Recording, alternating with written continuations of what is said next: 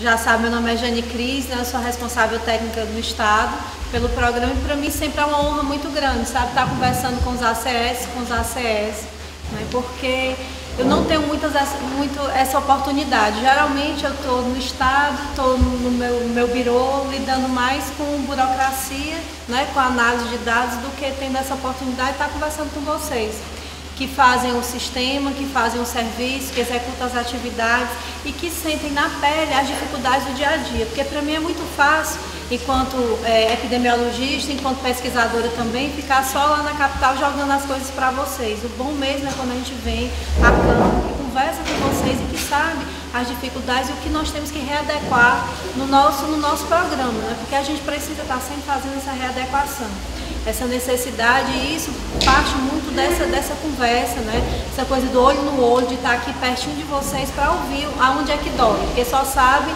onde o sapato aperta quem calça, não é assim? Então, eu queria ter uma conversa com vocês, de modo geral, sobre leishmaniose visceral e tegumentar. Eu sei que aqui a grande importância é tegumentar, mas infelizmente, gente, onde aconteceu um caso de leishmaniose visceral, a epidemiologia está aí para falar, é uma área que sempre vai ter casos. Então, se vocês tiveram um caso em 2010, pode ser que daqui a 5 anos, que é a média que a gente espera, né, que são os ciclos, se venha a ter novos casos. O que não vai acontecer é de nunca mais ter caso de visceral aqui. Uma vez acontecendo o caso, a gente sempre vai ter caso. Mas como é que a gente descobre que vai ter? Mantendo a nossa vigilância ativa. É por isso que é muito importante o papel de vocês. E a leishmaniose visceral, em 80% dos casos não tratados, ela leva certamente à morte. Ela é diferente da tegumentar. Então é uma doença que a gente precisa ter um cuidado bem maior, um cuidado redobrado, né? Então, já para a leishmaniose tegumentar, os reservatórios, como o Dr. Guerra falou, que é a preguiça, o tamanduá, todos aqueles roedores, o tatu, o gambá, o peba, aqueles animais que estão ali no entorno, né? A raposa, eles são considerados reservatórios, mas como são animais silvestres, a gente não pode fazer nada com relação ao controle. Então eles ficam lá na natureza, no habitat deles, né? Os errados somos nós que estamos invadindo, né, o localzinho deles, e é por isso, é como se fosse o castigo, né? Como a gente entrou na área deles, a gente tirou a tegumentar, que antes circulava só no meio deles, ela agora é nossa também, certo? Já para a leishmaniose visceral, ela é uma doença séria, grave, reemergente, de uma elevada carga global, né? Uma magnitude alta, né? Assim, no nosso estado nós temos cerca de 500 casos, 560 por ano, né? Em anos epidêmicos isso aumenta para 1.000, 2.000 casos, né? Esse agora é um ano de alerta. Por que é um ano de alerta? Nós estamos em período de seca. E grandes secas, quando acabam essas secas, vem um aumento significativo dos casos de leishmaniose visceral. Talvez até pela deficiência alimentar da população. O que acontece? As defesas imunológicas das pessoas baixam e com isso elas desenvolvem uma doença que elas já tinham quiescente, que não iria desenvolver nunca.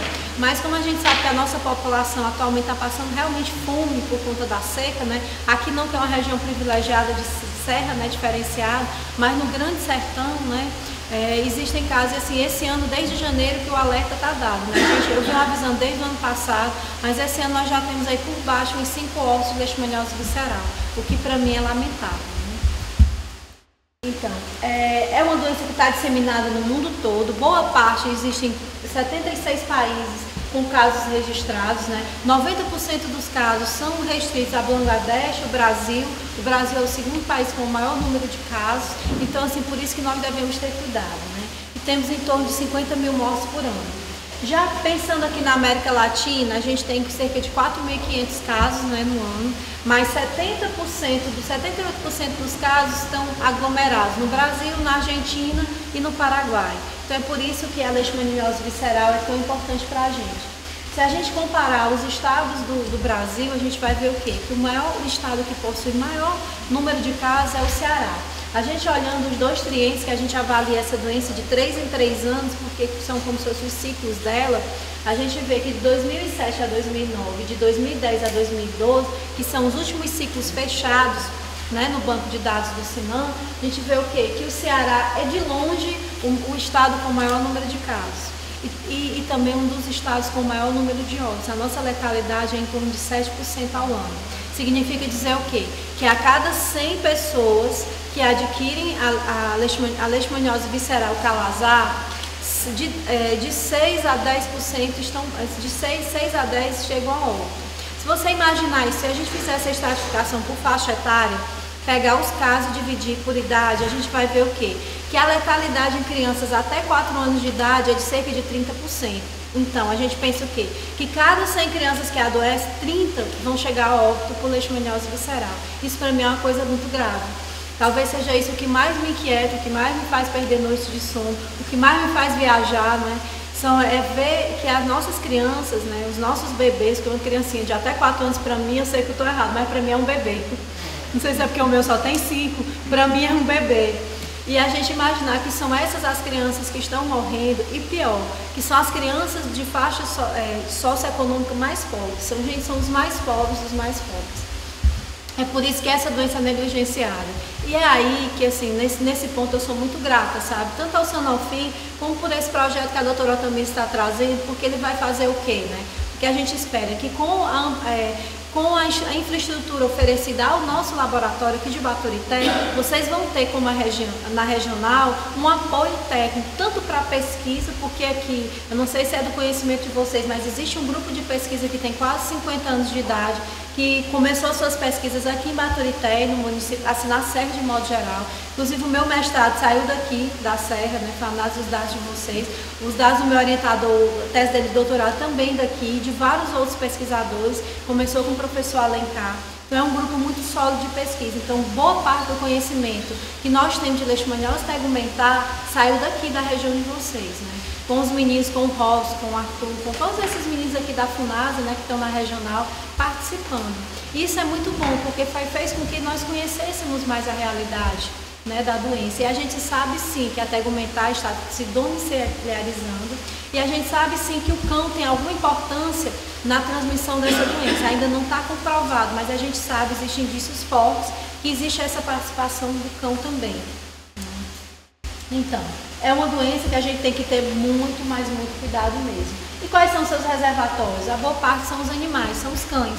A raposa também, alguns animais silvestres também, mas o principal é o cão. Por que ele é o principal? Porque ele está perto das pessoas, né? E ele aumenta o risco das pessoas adoecerem.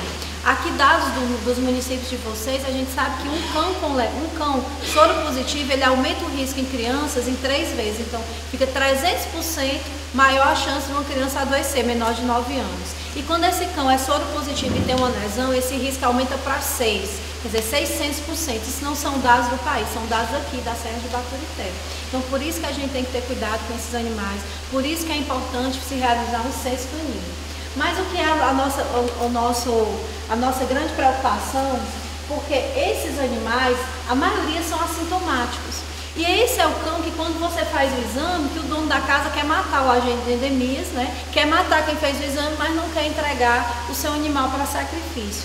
Infelizmente, eu sei que o controle deveria ser no inseto, mas ele é sentado ainda no cão, porque a gente sabe muito pouco desse inseto. O que nos resta é o sacrifício desses cães, porque o tratamento é proibido e a vacina, só tem uma vacina liberada pelo Ministério da Saúde, que é a Leishtec, e que esse cão na hora que dá um exame positivo, ele tem que ser eutanasiado também.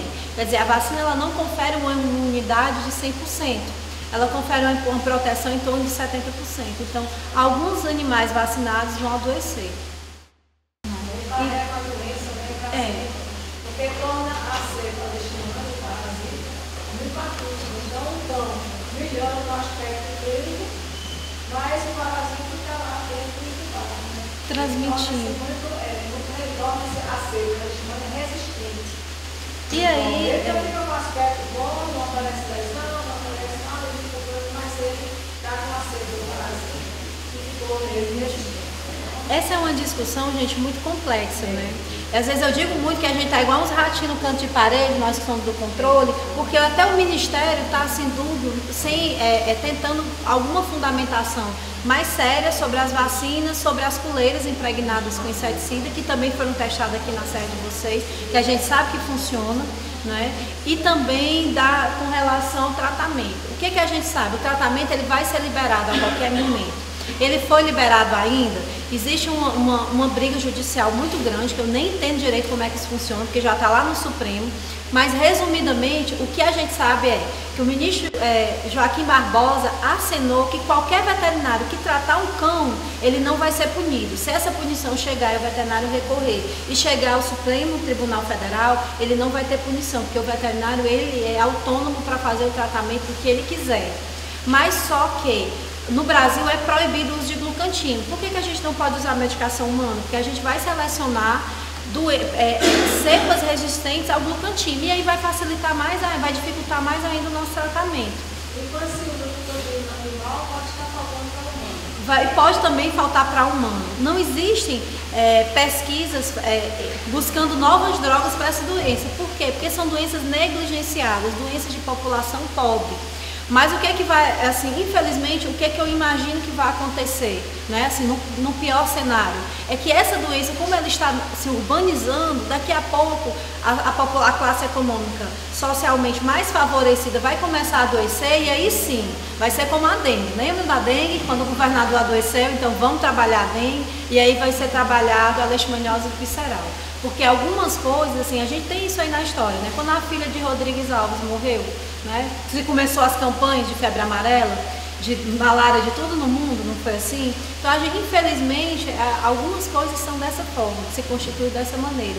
Que a gente sabe que são doenças negligenciadas, que nós não temos recursos para trabalhar, mas pode ser que quando os filhos de político ou os filhos da camada social mais favorecida comecem a adoecer, infelizmente a morrer, né? Como está acontecendo com a população pobre, pode ser que haja um investimento, né, seguro, um investimento realmente de monta, que a gente possa fazer alguma coisa para controlar melhor essa doença. Enquanto isso, o que fica? A nossa boa vontade e o nosso trabalho de formiguinha, que esse por enquanto ainda está dando resultado.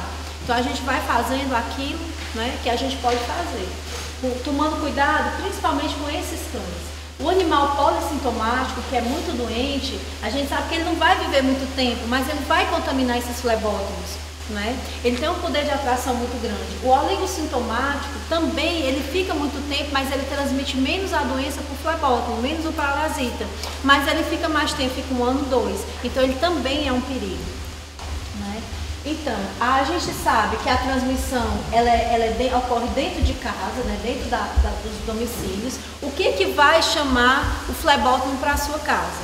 A presença de galinhas, de animais silvestres. Gente, é como se a galinha fosse, os animais de pena, né, fosse aquilo com chocolate, fosse um filé, um prato assim que ele não consegue resistir.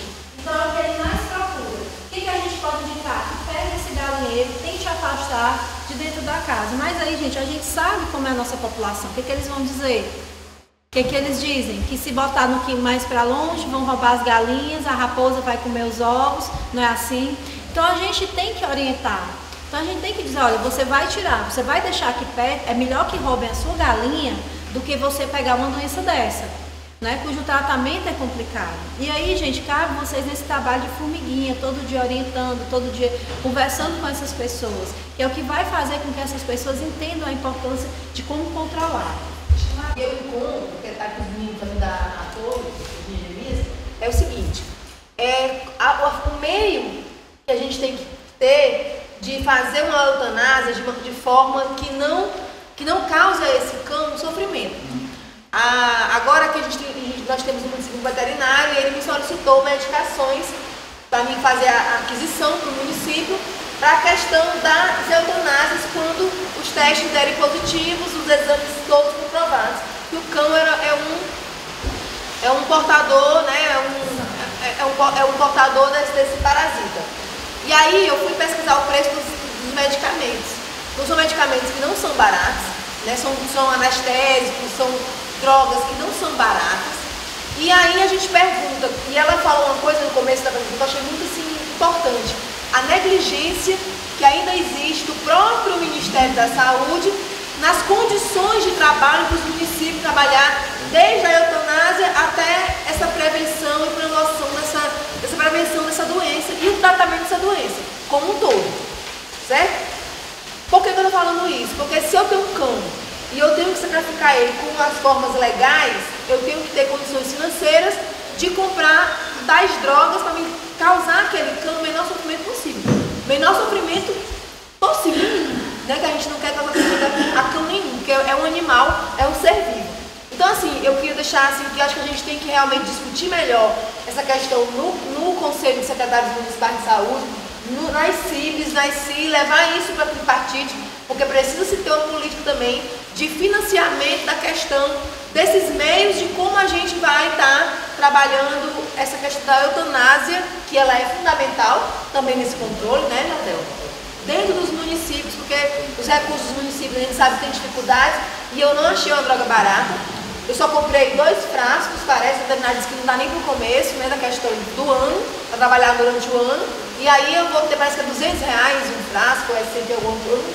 Eu não estou aqui recordando bem. Tem uns que varia o preço, né, são várias drogas. Então, assim, eu não achei um preço acessível para o município estar comprando e ter isso armazenado, que era o essencial, para poder, quando aparecer um caso, imediatamente já fazer a eutanásia, quando confirmado. E eu queria deixar isso a Fiocruz também, e o governo do estado está aqui presente como 2 aliados dessa política de prevenção à leishmaniose, da gente procurar levar essa temática da importância da eutanásia de forma correta para os órgãos federal, órgãos estaduais e federal, para a gente poder discutir isso melhor. Que eu, como secretária, vou levar isso para o Conselho de Secretários, vou levar isso para a CIB e para a tripartite, porque a gente tem que discutir formas de financiamento também e não negligenciar uma doença. Pobres, eles são seres humanos e na equidade do nosso sistema de saúde são os que precisam mais da atenção dos serviços da saúde. Eu agradeço muito você ter falado, porque assim, essa é uma campanha que a gente tem feito, sabe, no NUVET. A gente tem percorrido as CIS no estado, levando. Aqui vocês não têm muito problema com visceral, mas tem regionais, assim, que é um problema gritante, que precisa ser feito algo de imediato. E aí eu tive até, agora eu faço aí, porque assim, eu tô lá no meu birô, chegou a intimação do Ministério dando 48 horas para me apresentar. A última dessa foi 600 quilômetros de Fortaleza. Num feriado eu tive que sair para ir conversar com o promotor, sabia nem que ele ia me inquirir, ter um termozinho, sabia nem que eu estava dando um depoimento. Pensei que ele queria só uma explicação sobre alguma coisa, cheguei lá, eu tive que fazer um depoimento, uma coisa assim muito séria, né? E assim, o que eu tenho dito para as pessoas é: tomem cuidado. Nós não temos mais apoio nenhum do Ministério da Saúde. O Ministério da Saúde está em cima do muro igualzinho a gente. Nós somos os ratinhos ali no canto de parede. Essas ONGs estão vindo para cima da gente com muita vontade. Elas chegam a dizer na sua frente que a vida de um cão é mais importante que a vida de uma criança. Assim, a gente está numa situação muito difícil. O Conselho de Medicina Veterinária, eu chamei o ano passado as CREs para repassar isso para os municípios, está processando os veterinários que estão fazendo eutanásia fora de uma sala padrão. A sala padrão é quase um centro cirúrgico, o que é mais grave. Aí o que nós estamos recomendando? Que em si, né, apresenta essa situação no ACI e não tem as policlínicas, os consórcios, que seja feito um consórcio com o Centro de Controle de Zoonose. E que aí, com o dinheiro dos municípios, de forma geral, financiado pelo consórcio, é só botar um aditivozinho, né, lá no termo do consórcio. Eu que é assessor jurídico, o senhor sabe disso, né? É um termo aditivo. Não adianta mais fazer um TAC, porque o Ministério Público, mesmo que ele faça esse TAC, não tem força, porque é uma lei federal. Nós não podemos mais eutanasiar cães sadios, só animais doentes. Inclusive o Ministério da Saúde tem que ter condições mínimas, que não tem. Isso vocês não têm, município nenhum. Como os recursos são muito poucos, gente, o dinheiro que vem para as endemias não paga nem o salário de vocês. É desumano o que está acontecendo com os municípios. É assim, é uma perda de financiamento. Todo ano, eu tenho certeza que o seu Fundo Municipal de Saúde diminui, porque o fundo de participação dos municípios vem diminuindo todo ano. E assim, é uma coisa, um dinheiro que não volta. E as necessidades de saúde só aumentam, a população aumenta, aparecem doenças novas, como está aparecendo aqui na Serra, a febre maculosa, que não tinha antes, a melioidose, que apareceu aqui também, que não tinha antes, né? E aí se precisa de um trabalho mais apurado. Para isso, o que a gente faz? Quando a gente tem que se unir, buscar forças. Então, o meu dinheiro é pouco, de Pacuti é pouco, de Mulungu é pouco, vamos juntar, vamos botar nesse consórcio e criar um centro de zoonose. Só um minuto assim, eu acho que a Xanique falou, gente, a gente tem que se pôr como cidadão. Não estou falando como gestor. Nós somos uma classe que a gente tem que lutar para que as coisas aconteçam no SUS. Infelizmente, elas têm que ser assim. As coisas não são feitas de um dia para a noite. Tudo que é para ser construído, ele não vem fácil, ele vem de lutas. E esse centro de zoonose é muito importante. Eu acho que a região há anos sonha com esse centro de zoonose. Para ter uma ideia, aconteceu no Capistrano, né, um município próximo daqui da nossa região, um problema muito sério. Tiveram que passar a carrocinha prendendo os cães que estavam nas ruas. A secretária de Saúde e na época que era quando ela da vigilância epidemiológica, né, da vigilância sanitária, que fizeram o trabalho de retirada deles, foram multadas, receberam o processo, porque elas não tinham condições adequadas de botar esses cães num local adequado, que seria onde? Nenhum município tem essa condição adequada, gente. E nem vamos criar sozinhos. Então, seria no centro de zoonose. Tinha que ter um canil adequado, né? Um centro de zoonose na nossa região precisa ter um centro de zoonose urgentemente e um aterro sanitário.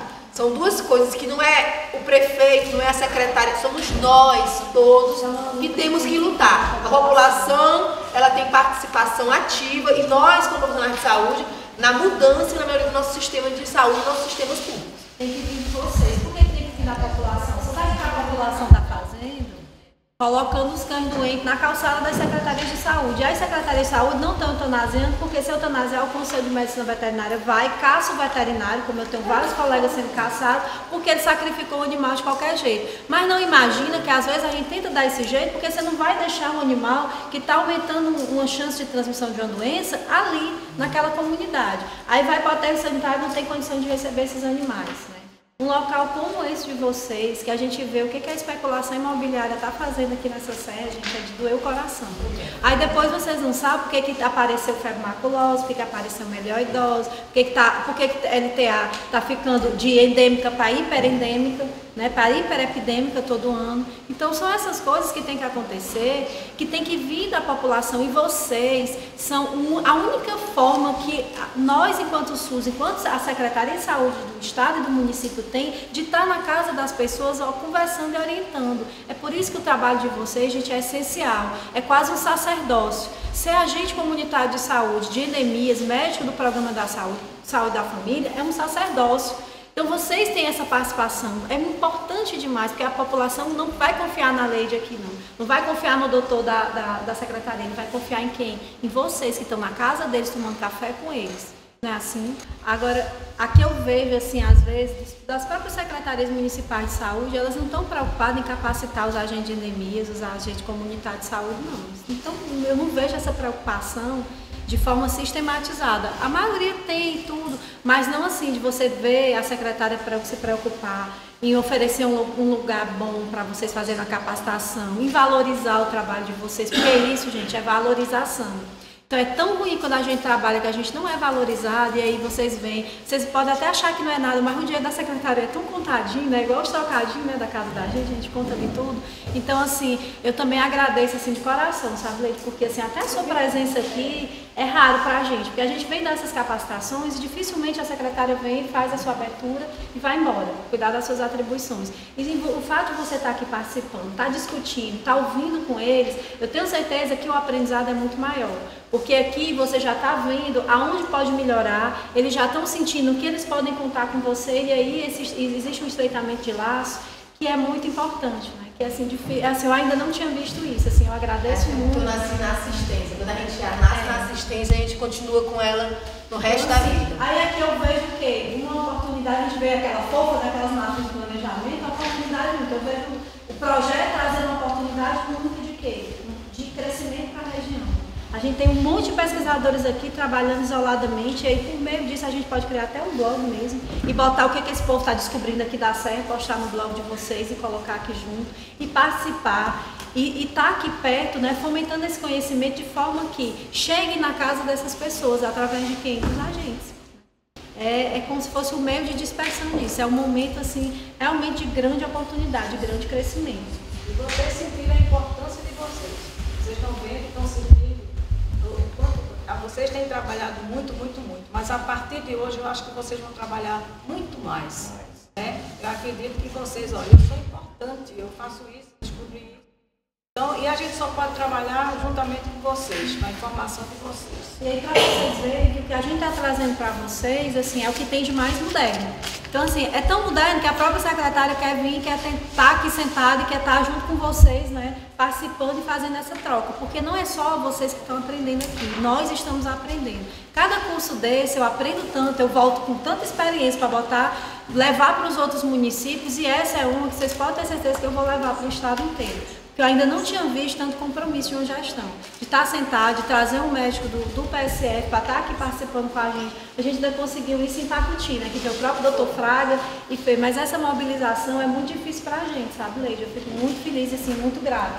Então, as medidas preventivas dirigidas à população, uso de mosquiteiro, mas doutor, não é qualquer mosquiteiro não, o mosquiteiro que tem na loja comum, a gente brinca que o flebot passa de banda dando tchauzinho, porque ele é muito miudinho, é um mosquiteiro de Scarline, é quase um tecido fechado, vocês conhecem Scarline? Que é quase um véuzinho, ele é fechado, então assim, tem que ser Scarline, então é mais fácil eu comprar o Scarline e pedir para a costureira fazer, porque aquele mosquiteiro comum não dá certo não.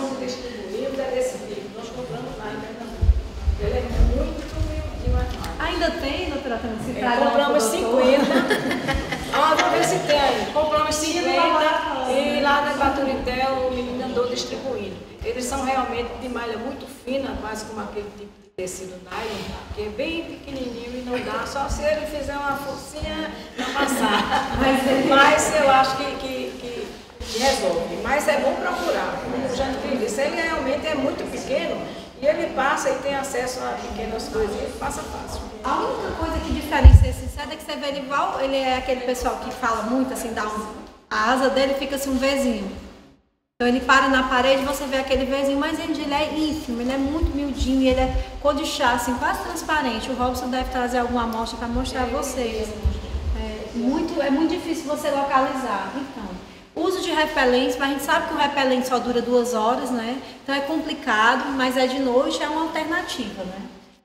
Com relação ainda ao vetor, limpeza urbana, limpar os quintais, tirar, gente, eles dizem assim, cortar ao redor de 100 metros, abrir a copa das árvores, porque ele de dia ele se esconde ali naquela sombra, e aí você abre. Outra coisa que ele gosta muito é de pé de bananeira, por vários motivos. Não fica aquelas folhas, aquelas palmas mortas, né? Aquelas palmas ali são cheias de flebótomo, aquelas palhazinhas mortas, então eles se escondem de dia. Fora isso, tem os roedores que vêm comer as bananas e que eles gostam, então ele tem alimentação e tem abrigo. Então acaba atraindo, né? Tirar os animais domésticos, cão é para dormir do lado de fora de casa, as galinhas também, isso tudo vai evitando, né? Com relação à população canina, controle dessa população restrita, né? Posses de campanha de animais responsáveis, a vacina anti-leishmaniose canina, só apenas a Leishtec foi liberada pelo Ministério da Saúde, as outras não, e a Leishtec desde que esse animal seja soro negativo e que não tenha sintomas.